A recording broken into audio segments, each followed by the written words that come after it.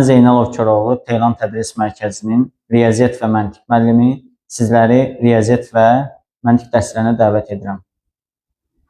Bugünkü mövzumuz faizdir. Mən sizlərə bugün faizi izah edəcəm. Faizdən danışmamışdan öncə biz belə bir mövzuya baxaq.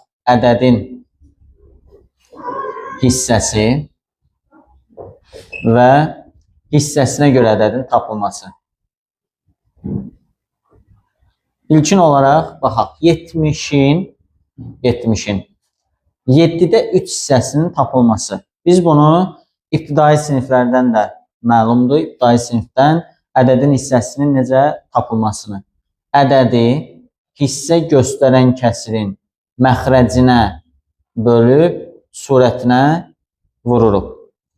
70'i 7'yə böləcəm 10, onu vururam 3'ə eləyəcək 30. Ümumiyyətlə, ədədin hissəsi deyəndə nə başa düşülür? Ədədin hissəsi deyəndə, yəni 70 ədədini 7 yerə bölürük və biz o hissədən 3 dənəsini götürürük. Yəni 70'i 7'yə böləndə 10 dənə düşür və biz ondan 3 dənəsini götürmüş oluruq. Yəni eləyəcək 30. Bir də var bunun tərsi. Məsəl üçün 3'də 2 hissəsi məsəl üçün 10 edən ədəd. Yəni bu nə deməkdir? Burada biz ədədi 3 yerə bölüb ondan 2 dənəsini götürəndə cavab eləyib 10. Gəlin qaydamızı tətbiq edək. Hansısa bir ədəddir. Biz onu 3 yerə bölmüşük və 2 dənəsini götürüb neçə almışıq? 10 almışıq.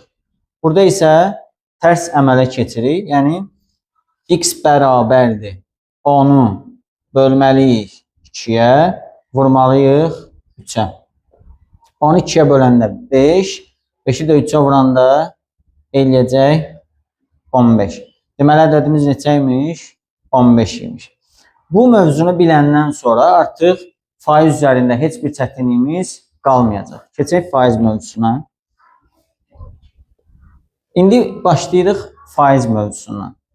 Ümumiyyətlə, faizin tərifini verəndə deyirik ki, ədədin %1 hissəsinə faiz deyilir. Məsəl üçün, ədədin %1 hissəsi, yəni ədədin nəyinə bərabərdir? 1 faizinə bərabərdir. Məsəl üçün, ədədin %20 hissəsi, ədədin neçə faizi olacaq? 20 faizi olacaq. Sən demə, biz həmin faiz mövzusunu əvvəl ibtidai sinifdə ədədin hissəsi olaraq öyrənmişik.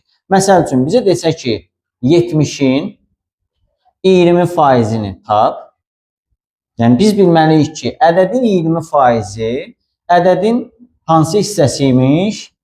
%20 hissəsiymiş. Heç faizin qaydasını əzbərləməyə ehtiyac qalmır. Yəni, biz 70'i vurmalıyıq 20'yə, bölməliyik nəyə? 100'ə. Çünki ədədin hissəsini tapanda ədədi hissə göstərən kəsirin surətinə vurub məxrəcinə eləməliydik? Bölmək. Və ya da tərsini də eləyə bilərik. 70'i 100'ə bölüb sonra 20'yə vura da bilirik. Buradan da sıfırları ixtisar aparsaq, cavab neçə eləyəcək? 14.